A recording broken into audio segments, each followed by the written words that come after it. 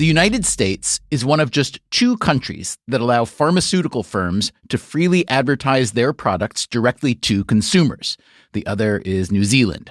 So if you ever watch TV in the US, you have likely seen many ads for prescription drugs.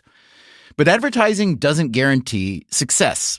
The research and development of these drugs is very expensive, and most of them never earn back their investment.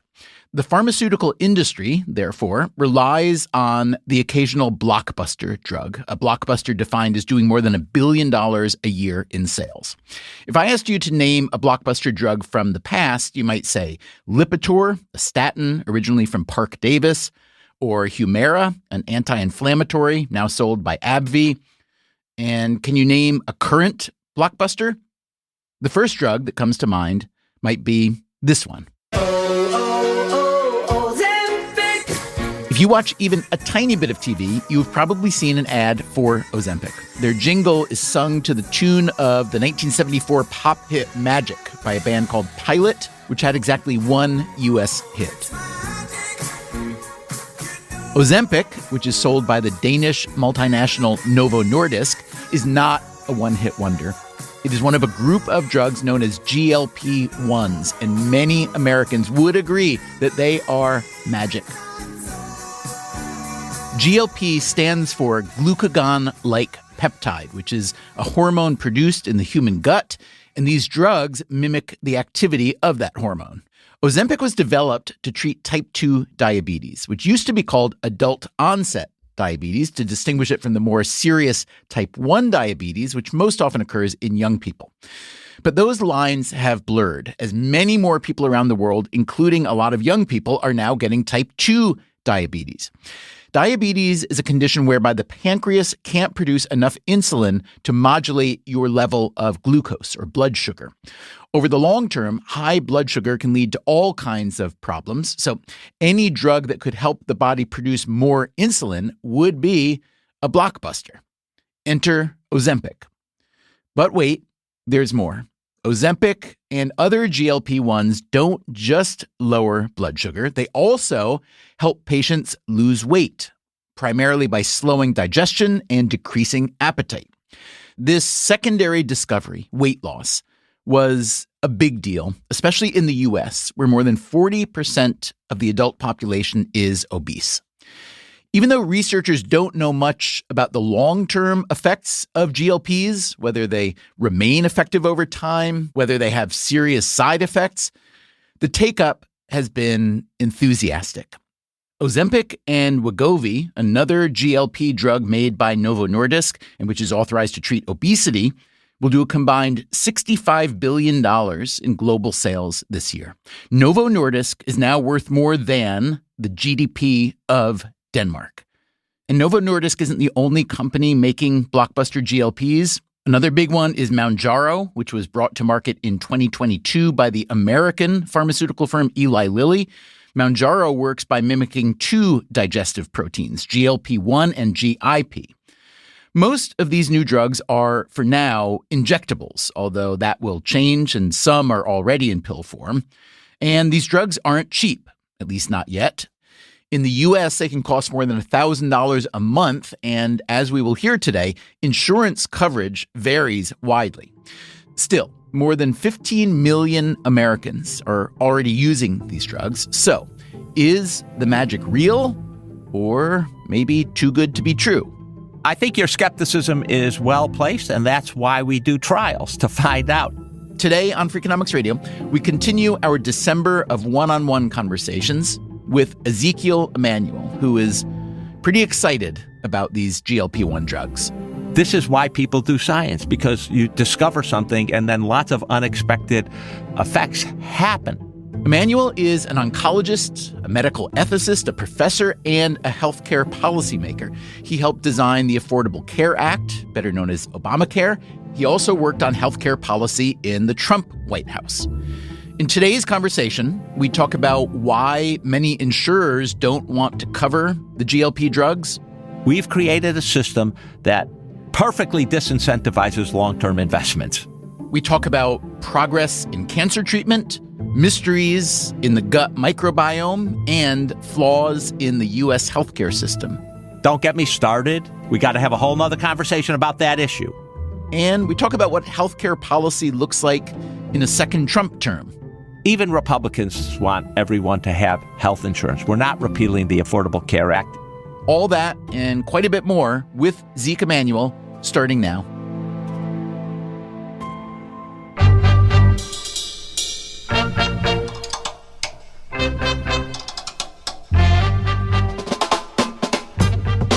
This is Freakonomics Radio, the podcast that explores the hidden side of everything, with your host, Stephen Dubner.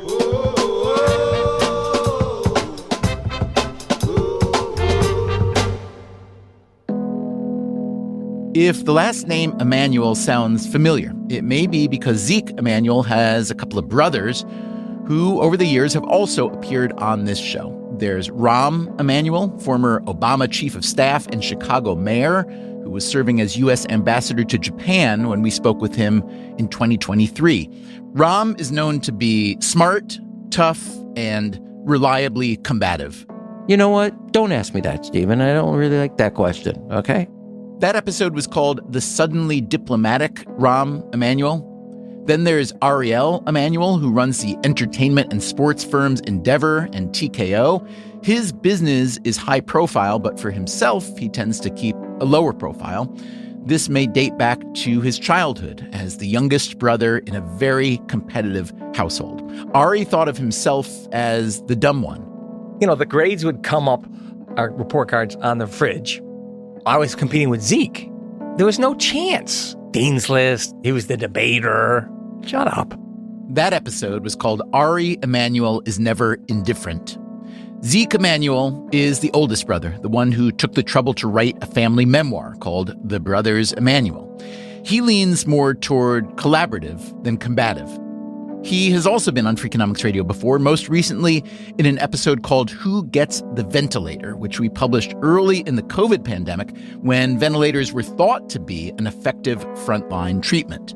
Here's a clip from that episode. If it sounds like it was recorded in a closet because of COVID, it probably was. First come, first serve is the absolute worst principle you can think of in this situation. That was a really interesting conversation about how medical resources should be allocated in times of scarcity. In the case of ventilators, the scarcity was caused by lack of physical supply. In the case of this new generation of GLP-1 drugs, there has been some supply shortage, but the scarcity for many would-be patients is caused by their high prices. High prices and inadequate coverage in the healthcare industry are always a topic of great concern, as we've seen lately in the fallout from the murder of Brian Thompson, the CEO of the insurance firm United Healthcare. I knew that Ezekiel Emanuel could give us a 360-degree view of the GLP revolution, so I began by asking him when he first became aware of these drugs, maybe in medical school? No, I did not come across them in medical school, even though I went to Harvard Medical School, and a lot of the early work was done at the Massachusetts General Hospital. Which is a Harvard-affiliated hospital. Exactly, just down the block. One of the groups at the Mass General Hospital was taking pancreases out of fish and then testing how do they affect glucose in other models. And they ran across what's called the proglucagon, a very long protein that makes glucagon, but it also makes the GLP-1 agent that affects the glucose levels in the blood. It was the 1990s when they showed that GLP-1s normalize blood sugars. That was really important. And then in 1996, researchers in Britain identified that the GLP-1s caused a loss of appetite. Jens Holst in Copenhagen worked with Novo Nordisk, which is one of the big pharma companies that has produced insulin and was very active in the diabetes field, to make the first GLP-1 drug for diabetes. That was done by a woman named Lotte Knudsen. In 2010, they created that first drug. And then in 2014, the indication was expanded to obesity because they saw that, diabetics also lost weight. The GLP-1s from Novo Nordisk, Wegovy or Ozempic, they are really impactful both in terms of decreasing weight. With Wegovy, you get about 15-16% weight reduction, but also very good at bringing down blood sugars for diabetics. And then when you add the other component, the GIP, Mounjaro, that's the Lilly drug, you get even more weight drop, 21%. And we know that Wegovy, the GLP-1, has a lot of other effects. It protects the heart, a 20% drop in severe cardiac death from heart attacks, number of heart attacks, strokes goes down 20%, which is pretty amazing. It protects from severe kidney disease. It protects from cirrhosis. And we've got hints that there are lots of other effects, psychiatric effects. Addiction, you've mentioned. Depression. I was going to say addiction. You beat me to it. Cancer even, because obesity and diabetes are associated with increased risk of cancer. Honestly, as you describe that, Zeke, it sounds like this class of drugs is too good to be true. You've called them a miraculous set of drugs. Before we get further into the upsides, what about downsides and or side effects? As I like to say, even a blood test has side effects. The major side effects tend to be with the gastrointestinal tract, as you might expect. Nausea tends to be at the top of the list, diarrhea, constipation, some fullness because it slows emptying of the stomach. About a quarter of people have these side effects, and it's variable in how much people experience it. I've talked to people on these drugs and they have it minimal. I've talked to other people and they have quit the drugs because they really found it intolerable. As you're describing the multiple uses, treatment, but also prophylactic for all these different conditions, it sounds almost as if you would recommend that these drugs go in the water supply. No, I don't. I am very enthusiastic, but there are some more serious side effects. One of the most serious is pancreatitis. That is inflammation of the pancreas, can cause severe abdominal pain and other problems. It's pretty rare, but it's not unheard of. There's also some cosmetic side effects. When you lose the fat out of your face, you can get this sort of hollow cheek look and a lot of wrinkles. So I do think these could be more widely used, especially for people with obesity. But unlike some other drugs that I do think probably need to be in the water supply, these need to be used a little more selectively. I'm curious how you and others foresaw how useful they'd be, not only for weight loss and diabetes, but potentially all these other treatments. I'm curious what your view of them was like, what the skepticism was like, and who's skeptical now, maybe. First of all, I was not fully focused on how beneficial they could be. I have to give credit to Novo Nordisk and Lilly for doing trials that didn't just look at diabetes or didn't just look at obesity, but looked at more outcomes. And for the clinicians who identified, wow, we're seeing these other positive effects, people eating less, the addictions to alcohol and drugs going down. I'm sorry to interrupt, Zeke, but on something like that, when you're talking about clinical treatment, doctor treatments, and they're saying they're observing that their patients are having fewer problems in these other realms, whether drinking, eating, I mean, how empirical is that? Because I could imagine that someone who feels like they are improving on one dimension of their life maybe changes their behavior in response to positive feeling, a kind of not quite placebo, but something that was spurred on by one positive effect that has these other positive knock-on effects, as opposed to actually treating addiction and so on. I think your skepticism is well placed, and that's why we do trials, to find out. We're in a huge number of trials. On the other hand, there are some things like, looking at livers. How does the liver change with these drugs? That's not going to be a placebo effect. That is actually going to be a drug effect. On something like addiction, especially things like alcohol and drugs, where we know it's so hard to stop, when you do see lots of people on these drugs stopping and reporting that they don't have the craving, you have to take that seriously. That doesn't mean it can't be a placebo effect, but it affects the gut, it affects the pancreas to increase insulin, and it obviously has to affect the brain if it's going to affect these addictions and psychiatric situations. And that's what is probably the most remarkable and unexpected finding here, that this big protein somehow is getting across the blood-brain barrier or somehow is being released there and being able to affect people's mental situation. On all the reading I did on this, and I have to admit, a lot of the science is really hard for me, at least, and maybe many lay people to understand. But it sounds as though there are a couple different mechanisms, or maybe different drug classes work in different mechanisms. But it sounds as though there is a body effect, a kind of cellular body effect, and a brain effect. Is one drug causing both of those, or are they different drugs that do that? Well, we don't know for sure, but probably the same drug or some way that it's causing a pathway effect. But that's not understood yet, you're saying, fully. Especially the brain effect. Sometimes, great things happen that have multiple applications. Since the end of the Genome Project in roughly 2000, we've had 5 big breakthroughs in healthcare. We've had CRISPR, where you can edit genes. We've had gene therapy, where I use this term, the researchers are a little more cautious, really cure blindness. We've had CAR T therapy, where, again, the researchers are a little more cautious, but you cure people of cancer who are on their deathbed. We've had the mRNAs, and now we're, multiple uses for mRNA items, not just vaccines, but in many, many other ways. And you've had these GLP-1s. Each of these have way more ramifications than we ever thought possible. Let's take a step back on that front and talk about where research funding and research incentives are coming from these days. The 5 treatments that you've just named are evidence of how things are working in medical science. As we all know, a lot of these routes are very meandering. They take a long time. There are all kinds of failures and dead ends when you're doing this kind of research. How do you feel about the current state of moonshot medical advances? And I'm especially curious to know how you would assess the private-public collaboration there. First of all, let me say we need public and private collaboration because each part does different things. Mainly the government invests a lot in basic research and tries to create understanding of how these pathways work.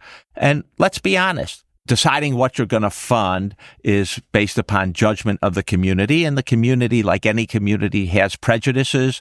It's pursuing one avenue rather than all the avenues. And we know that sometimes has been an inhibition to good and high-risk research. The government often doesn't like to have failures on research. One of the criticisms I have is the government has more or less ceded most of the clinical research to drug companies. Now, drug companies obviously have a big investment, but they have a particular kind of investment, comparing different drugs in the same class or comparing one drug like GLP-1s with another drug like the SGLT2s that might be used for diabetes. That's not so much in their interest unless they think they're going to easily win that race. But the government should be doing a lot of that comparative assessment. And yet the NIH has gotten, it's not out of clinical research, but it's reduced its footprint in clinical research a lot. And that, I think, is a bad thing. We need drug companies. They can fund these big trials, but we have to recognize they have their own interests at heart, which don't necessarily correspond to the national public health interest. We've got to have them because they know how to scale, they know how to market the drugs, they know how to chemically adjust the drugs to increase how long they last in the body. We can't underestimate. Convenience is really important because for a chronic illness, you have to stay on the drug often forever. I've heard you say that one big problem with medicine today is that 86% of all spending goes to chronic conditions. In the case of the GLP-1 drugs, widespread adoption would, I assume, over time bring down those costs dramatically. I know we're talking about high costs in the short term, but I assume in the long term, the costs would fall a lot. First of all, tell me if that's indeed the case. And second, if you look really big picture, how you think about all that money potentially being reallocated to research, treatment, prevention, cure, et cetera. Well, Stephen, let's be clear with the listener. We have to separate out something that is cost saving. We pay for it now, but it'll save money over time, from something that is cost effective, which means the total amount we pay is still worth it, but it doesn't save money. So far on the GLP-1, the cost analysis does not show us saving money. But I think you're right. We got 42% of the adult population obese, 20% of U.S. children obese, 10% of the U.S. Adult population has type 2 diabetes. If we can treat those illnesses, reduce things like hospital admissions, hypertension, cardiac disease, kidney disease, the liver disease that goes with them, maybe we will be able to save money. Here's the problem. Even if we could show that over a 10-year time horizon, they were cost saving, that society would get back more money than we paid for the drug by saving other medical costs, hospitalizations, other drugs, replacement of hips and things like that. We've created a healthcare system where it's not in the system's interest to make those long-term cost savings. What do you mean by that? You're talking about the incentives of the insurance companies? Say you're sitting at United or Humana or a Blue Cross and Blue Shield. You have a person, call them 30 years old, who you're insuring. You're going to spend money today for them, and the payoff's going to dribble out in 5, 6, 7 years when they've gone for a long time with their diabetes under control, or they've gone for a long time ceasing to be obese. The problem is, by the time those positive benefits come and the cost savings come, they're no longer being insured by you. We call this in the medical health policy world churn. The churn is so much in the insurance market that investment horizon for companies is not 5, 6, 7 years. It tends to be 1 year and maximum 2 years. Is that primarily because health insurance is tied to employment in this country? That's a large reason for it. People change jobs, lose jobs, move. They get married and they switch from their insurance to their spouse's insurance. We've created a system that perfectly disincentivizes long-term investments. And that's bad when chronic illness is the main source of costs. So we're going to have to change how we structure the insurance marketplace. And no one's talking about that at the moment. Okay, let's us talk about it. My conversation with Ezekiel Emanuel continues after the break. I'm Stephen Dubner, and I'd like to thank you for listening to Freakonomics Radio, not just today, but always. We'll be right back.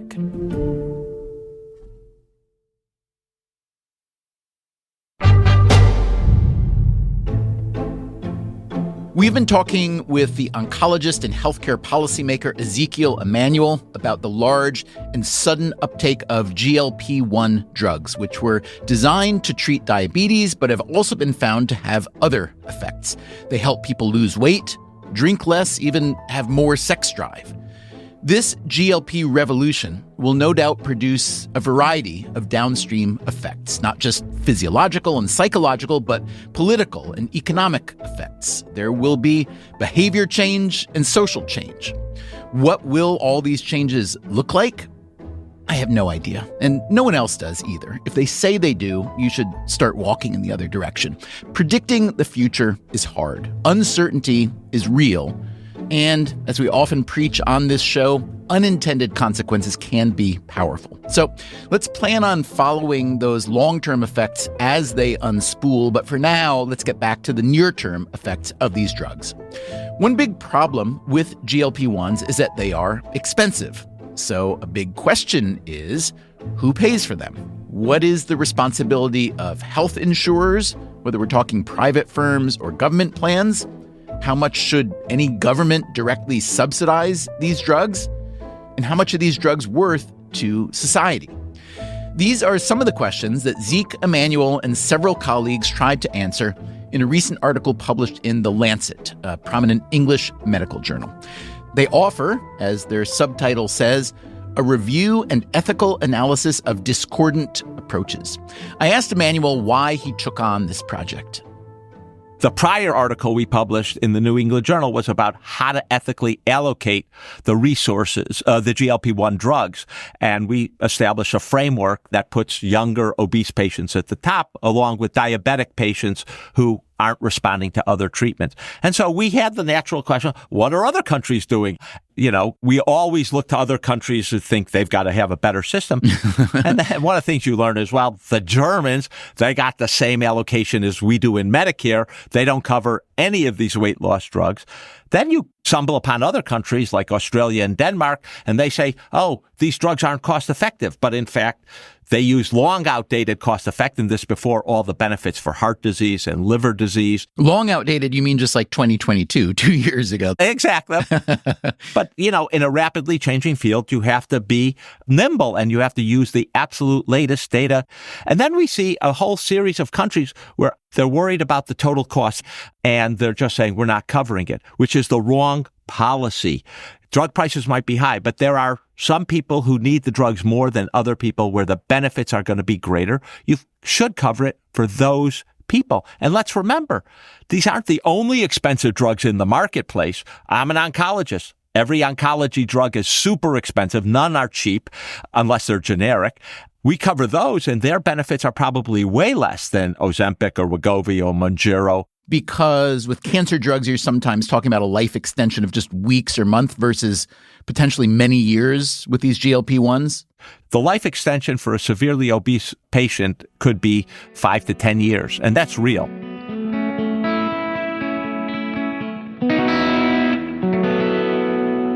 Here are some key statistics from the Lancet paper. Emanuel and his colleagues analyzed GLP-1 policy in 13 high-income countries, including the U.S. and the U.K. All 13 of them cover the cost of GLP-1s for at least some people with type 2 diabetes, but 9 of the 13 countries deny reimbursement for weight management. The U.S. is perhaps the most hodgepodgey of these 13 countries, given its mix of federal, state, and private healthcare coverage. I asked Emanuel to start from the beginning and describe just how much variance there is from place to place. Well, almost every country covers it for diabetes, but we've got a lot of countries that don't cover it at all for weight loss. Australia, Belgium, Denmark, Finland, Germany, Italy, Israel, okay? Don't cover it. Canada also doesn't have a national policy, so it's a little more variable. Of the 13 countries, 4, France, Iceland, Japan, and then the UK, under some conditions, cover Ozempic, Wegovy, Mounjaro. And the conditions vary. So France, you have to have a high BMI or if a slightly lower BMI and severe comorbidities from obesity. The UK, you also have to change your diet and exercise. And then there's Iceland, which says, look, we'll cover it, but you're going to have serious weight loss. If you're not actually losing weight, we're going to not cover it. So that you can get started on it, but if you haven't lost weight within a certain time, your coverage will be pulled, essentially? Exactly. And, if I had to pick one, I would say I like what France is doing, and I like what the UK does in terms of it's not just about drugs, it's about a whole lifestyle change and give people help with doing that. I think those are the right directions to go. Since you and I and much of our audience are American, and since Americans are particularly solipsistic, let's talk about the American circumstance with coverage, but also price. So one thing I learned from your paper is that the prices charged for GLPs in different countries vary massively. I believe it's around $280 some in Japan to $1,350 in the US. First of all, it shows you that there's price flexibility, that these drug companies are willing to change the price depending upon what governments or others require. Was that your brother who negotiated the 283 in Japan, you think? He is a good negotiator, I'll say that. He's also a cheapskate, I'll say that too. So I think that's actually a positive. That makes me optimistic. And if I were in charge, if I were the health czar in the United States, I would go to these drug companies and I would say, listen, let's get a subscription model. We're going to give you a flat fee so you make money, and you're going to give us an unlimited amount of these drugs because actually to produce these drugs is not that expensive. And we're going to try to get everyone we can who qualifies on these drugs. That's a deal, I think, everyone could be happy with. The drug company will make a lot of money, and the country will be able to treat more people and will be better off. It won't also be just to first come, first serve if you've got a lot of money. what is a budget that would be reasonable to spend on people with obesity and diabetes. That's our limit for spending, and it's probably going to be pretty good given, I think it's, last I looked, $173 billion we spend on obesity-related healthcare. So we have tens of billions, you might say, we could spend. So we could make it enticing for a drug company, but also good for public health. Economists, as I'm sure you know, like to talk about what they call moral hazard, which is if you make some behavior less costly by insuring it or protecting against it somehow, then people are freer to do it. So I'm thinking, well, if I can now have my GLP-1 that is going to keep my weight down, prevent diabetes, and prevent all these other potential complications, heck, I can eat whatever I want, whenever I want, because medicine has helped me out. But there's also the idea that food is medicine, right? That nutrition is important well beyond the weight component. So having permission to eat garbage calories would be at best a partial victory. So how do you think about that balance? Here's a positive. We have focused more on obesity, and we've also understood better that it is not simply a lifestyle choice. It has to do both with the body, and therefore it's very biologic, and it has to do with our social environment, the food. Today we have 20% of our children are defined as obese, and 16% is overweight. And within that obese category, 6% are severely obese. That is a terrible place to be. We've got type 2 diabetes in young kids, hypertension in young kids.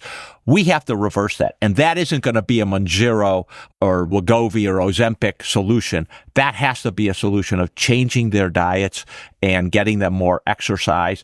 There's just no alternative to that. We need to invest more in the public health of our children and encouraging their parents to change their diet, and maybe more than encouraging, using things like taxes and other mechanisms, school lunches, school breakfasts, to change that behavior. I mean, this is a song I've been hearing for probably 20 or 30 years now. Absolutely. But Stephen, because so much attention's been focused on obesity now because of these drugs, and because we can realize, you can change that by giving a drug that must be a biological thing. It's not simply a weakness of will that you're eating more.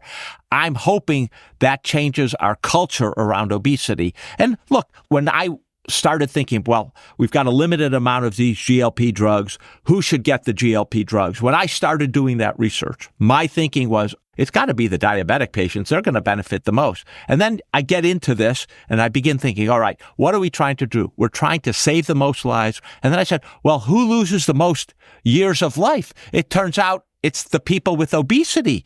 My own analysis changed my ethical judgment here. When you look at these data, the people who are really suffering are people with obesity. They're the people who are going to benefit the most from these drugs. Most insurance companies don't want to cover it because it's a big expense.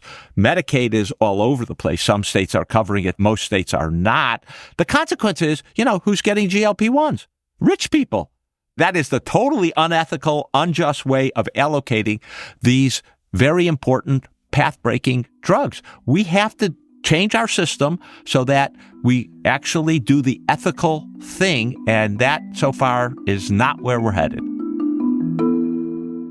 We recorded this conversation with Ezekiel Emanuel back in September before the presidential election. Since we spoke, the Biden administration proposed a new plan to have Medicare and Medicaid cover GLP-1 drugs like Ozempic and Mounjaro.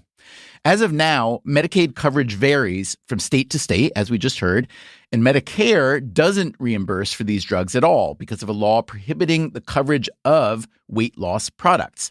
This proposed new coverage would cost an estimated $35 billion over a decade, or $3.5 billion a year, which sounds like a lot until you put it up against what Emanuel told us the U.S. spends each year on obesity-related healthcare. Around $175 billion. It's too early to say what will happen to the Biden administration's GLP-1 proposal under the Trump administration. Trump's pick for Director of Health and Human Services, Robert F. Kennedy Jr., has criticized GLP-1s, but Mehmet Oz, Trump's pick to run the Centers for Medicare and Medicaid Services, has expressed support. I did ask Ezekiel Emanuel during our interview how big of a shift he would envision in U.S. healthcare policy if Trump won the election. If I were a betting man, having worked with Donald Trump, this isn't going to be a priority of his. He may make another run at repealing the Affordable Care Act, but that's a joke. It's not going to happen. It's a joke because it's ensconced. It's just not going to happen. Even Republicans in Congress, I talked to him right after John McCain did his thumbs down and killed the repeal. And he said, I'm very close. I'm going to do it again. We're going to get it this time. And I said, Mr. President, what you don't realize is that behind John McCain, if he hadn't done that, there were 10 other senators who would have rejected it because it would have upset things too much in their state. Every single state that has tried to expand Medicaid, where the voters had a say, the voters said expand Medicaid. And we're talking about deep, deep red states, places like Oklahoma, places like South Dakota. Even Republicans want everyone to have health insurance. We're not repealing the Affordable Care Act. You're well known for your involvement in the Affordable Care Act. You're also well known for having written several books. One of them, published, I believe it was 2014, was called Reinventing American Healthcare: How the Affordable Care Act Will Improve Our Terribly Complex, Blatantly Unjust, Outrageously Expensive, Grossly Inefficient, Error-Prone System.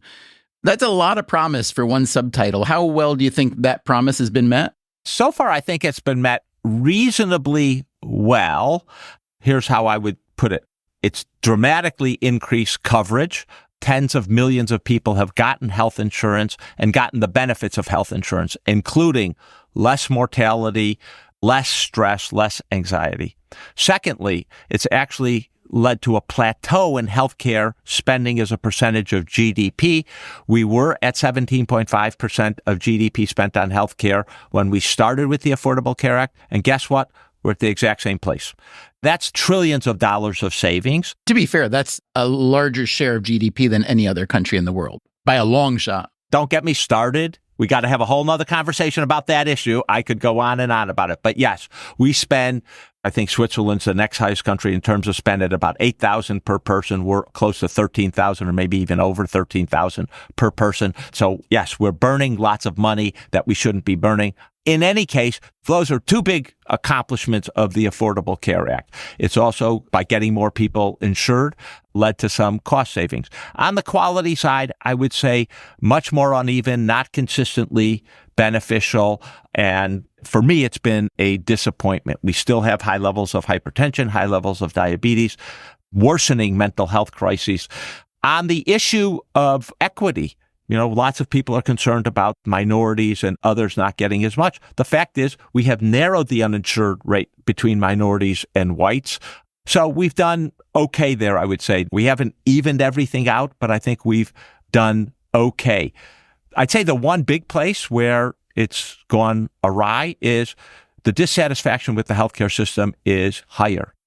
A lot more barriers and hurdles, more prior authorization, both for patients and doctors. Harder to find doctors for your particular condition.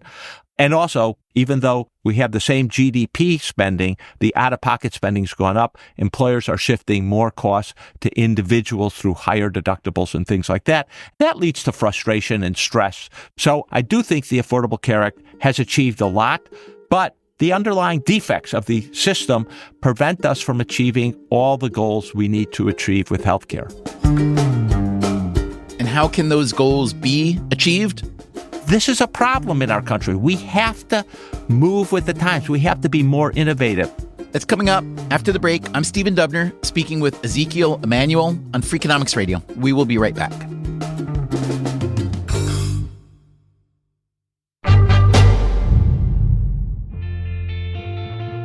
Let's talk about the future of medicine generally, but especially I'm curious to know what you think AI and machine learning and so on will do to, accelerate discovery, treatment, et cetera, et cetera. I want to frame this with an observation I heard from Mustafa Suleyman, who's an AI entrepreneur, I guess you'd call him now at Microsoft. I heard him say that if AI proceeds as he sees it, that the cost of medical diagnosis will eventually drop to zero. Now, let's say he's only 30% right. There's a 30% cost savings on diagnosis, but that's massive. I'm curious how you think, in a world where that's true, how that money gets reallocated. Well, first of all, Stephen, I was just at a meeting that my brother put on, and every panel talked about AI and the promise of AI. And I do think there's a lot of promise there. Don't get me wrong. But I also think that it's going to take longer to make it into the healthcare system because, first of all, you got to spread it out over 330 million people, which means not that it's hard to scale AI, but you have to make sure it doesn't bias you against certain populations or ignore problems in certain populations. And to some extent, the training systems are not good at that. I also think there's some hesitation in using it. I do think the biggest advantage is going to be in access. People who can't get to the doctor, that's actually going to turn out to be a huge benefit. I should say conflict of interest. I'm involved in several companies looking at that. There are other huge advantages. One of them is diagnoses, identifying people who are likely to have complications. So you can intervene now and prevent a hospitalization and save money. So I am optimistic over a slightly longer time horizon. If I were reallocating that 30%, here's my top priorities. Priority number one, invest in children and as early as possible. Even before they're out of the womb, you got to invest in them. We know early interventions produce the biggest social benefit. So right when they're born, have, nurse-family partnerships so that families are supported. We have to have daycare that's cheaper so people can afford it. Mandatory pre-K open to everyone. I would also bring down the total healthcare costs for people. One of the major things is we need to put a cap on out-of-pocket expenditures, deductibles, and copays so people don't go bankrupt and aren't stressed by the cost. I think maximum of $1,000 for a family is probably a place I would like to get to. You also need to spend that money in other things. It's not just healthcare. We need to spend it on infrastructure so that we can have housing and people can commute without having to drive hours and hours. So the COVID pandemic taught pretty much everyone how to use Zoom or some equivalent. And this was plainly vital for medicine at the time, what we now call telemed or telehealth. I'm curious what you see as the lasting effects of that telehealth surge during COVID, pros and cons of, let's say, continuing to lean on virtual medicine. I think in general, it's positive. We had a big blip up. Almost half of the physician engagements got to telemedicine, and then it's come way down, not to pre-COVID levels, but way down. A lot of this goes to how we pay for it and the fact that in a lot of systems, doctors who do it get paid half as opposed to seeing the patient in their office. But we've also realized that we can do a lot of things out of the hospital. So you're seeing a lot of surgeries migrate out of the hospital. You're seeing more home care out of the hospital. At the University of Pennsylvania, one of the things we ended up doing during COVID was to go to patients' houses and administer chemotherapy. When I was training these many years ago in the early 1990s, if you had told me, we're going to give this chemotherapy that caused a lot of nausea and vomiting, we're going to give it at the patient's home, I would have said, the psychiatric hospital, that's not far away, let's take you over there. But that's what we've been able to do. Now, partly that's because we have better drugs for nausea and vomiting. Partially it's because we really understand how to do this. And that's a big, big advance. Here's why I'm really positive about telemedicine. 20% of our population lives in rural areas. We've seen hospitals close there. We're going to have to get them access not just to a primary care doc, but to specialists that aren't living nearby. And telemedicine is going to be important. Here again is another legacy of history that people don't pay attention to. Medical licensure and regulation is state-based. That makes no sense in the modern era with Zoom. If you're in South Dakota and you can get your treatment from Chicago or Pennsylvania or New York, why should we have the licensure only in South Dakota? We really need to get to the next level, national licensure. But, states are jealous of their prerogatives. They're not going to give it up easily. This is a problem in our country. We have to move with the times. We have to be more innovative. Let me go back to administering chemo at home during COVID, which is really interesting.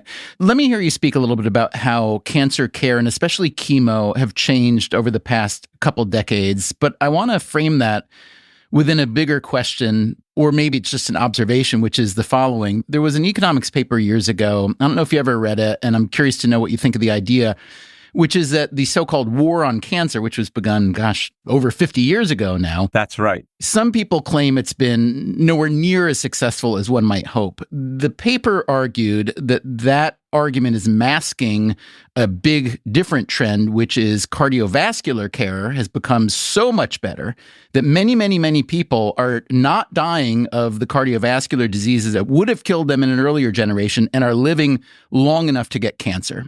I'm curious to know what you think of that framework, but I'd love you to just give us the state of cancer care and especially chemo now. Well, at one time I might have been skeptical.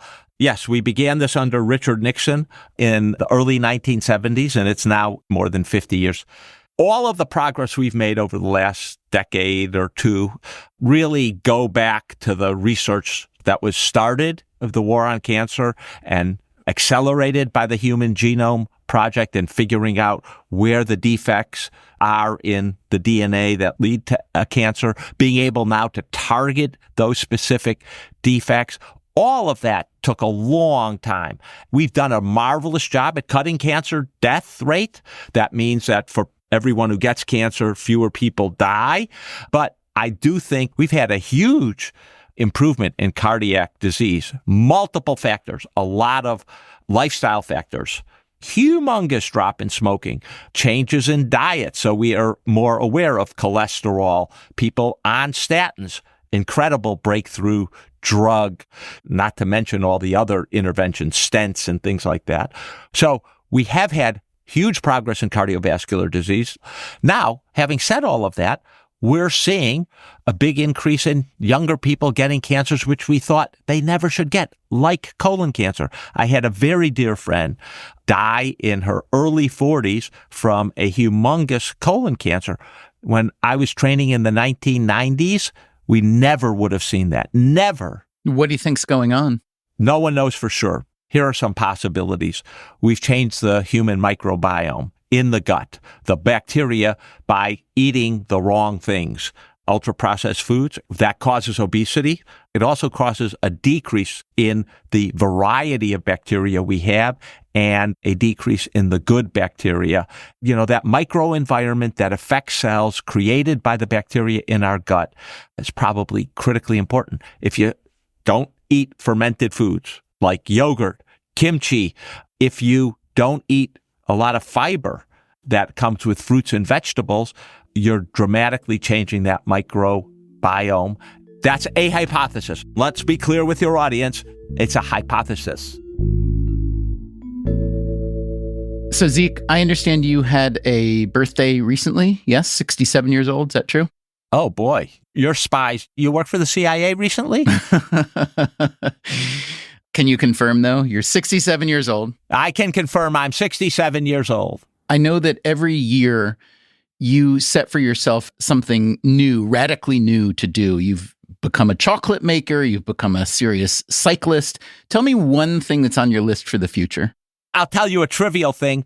I want to make honey. I thought bees did that. We've just planted a lot of trees. We have a lot of bees that love our lavender plants. So that's a sort of hobby. But I would say, seriously, one of my life goals is I'm a firstborn, and I think one of my deficits, if I had to put it this way, is I can be slightly not sufficiently empathetic. I can be a little too dismissive. And I would like to improve those. I'd like to be more empathetic to the people around me and decrease the sarcasm in my responses. Now, why do you care about that at this stage in life? I think it makes a difference to people. I've become more interested in how people get to where they are and also more interested in what changes they've made, what challenges they've confronted, how they've overcome their challenges. And I'd like to do more of that. My father-in-law makes me bookmarks. The most recent bookmark for my 67th birthday, he wrote, on the bookmark, allergic to idiots.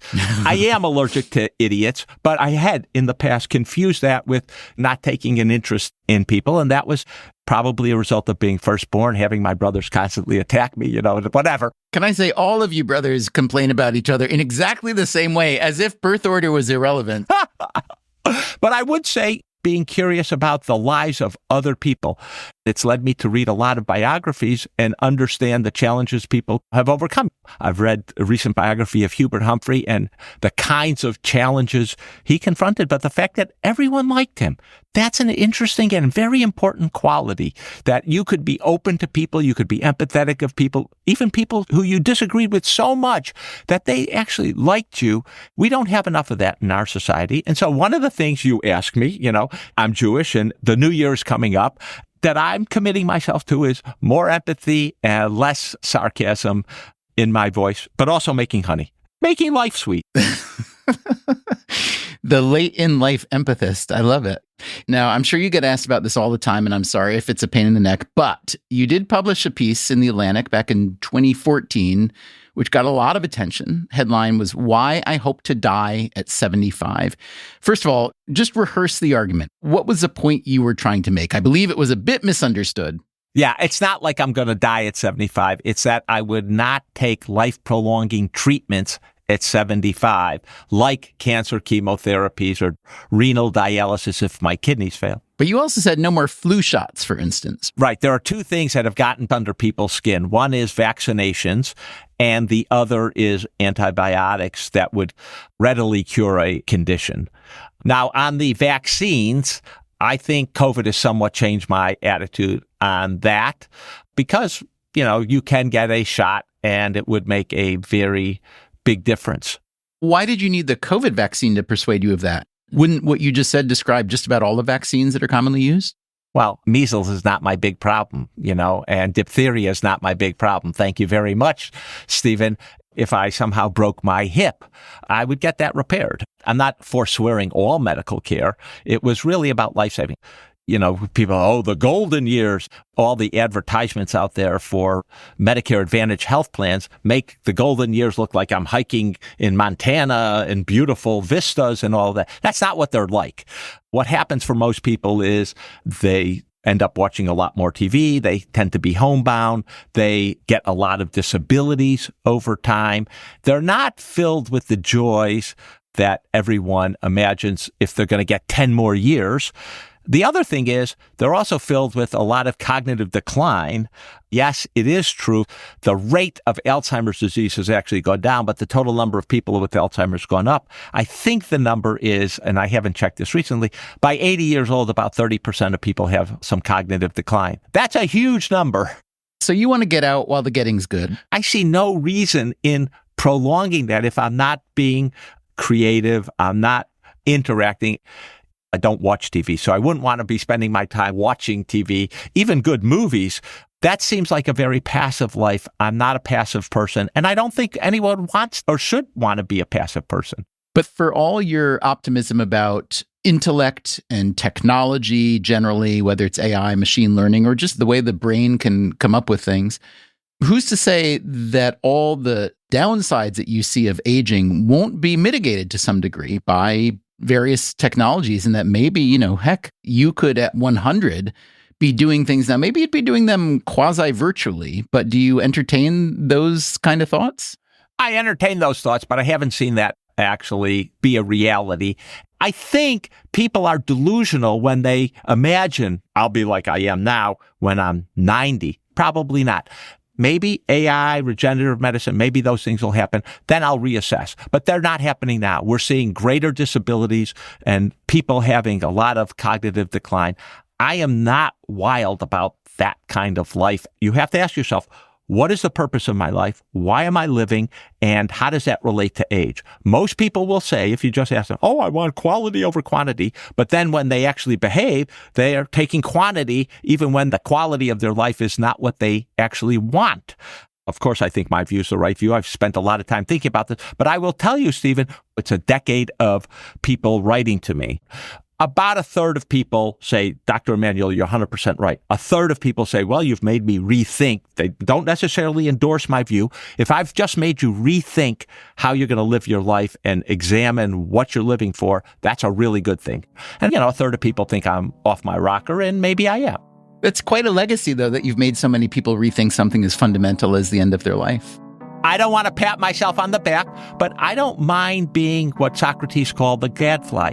Part of what I do as a professor is challenge people about their views, and I want them to rethink their views. They might embrace their views wholeheartedly. That's fine. As long as it's, as Socrates says, an examined life. As long as you can defend and justify where you've come down.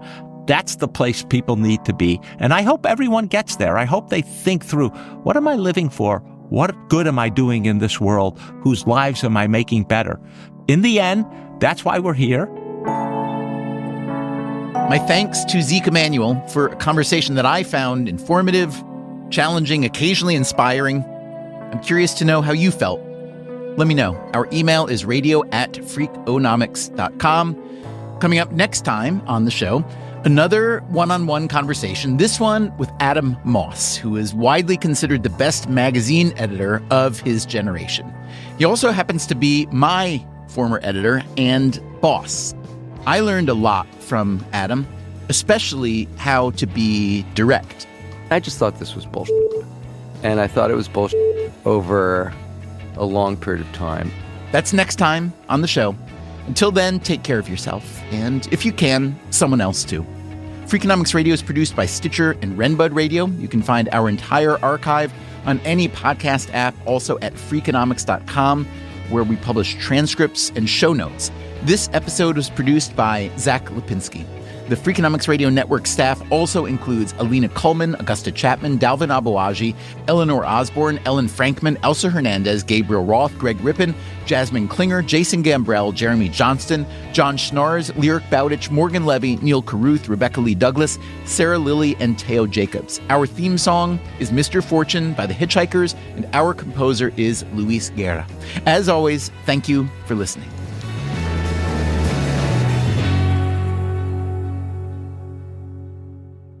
I know we have approximately 75 minutes. I want to use every damn one of them, so we'll just get going. Oh, my God. I'm not sure I can talk that long. Yeah, you can.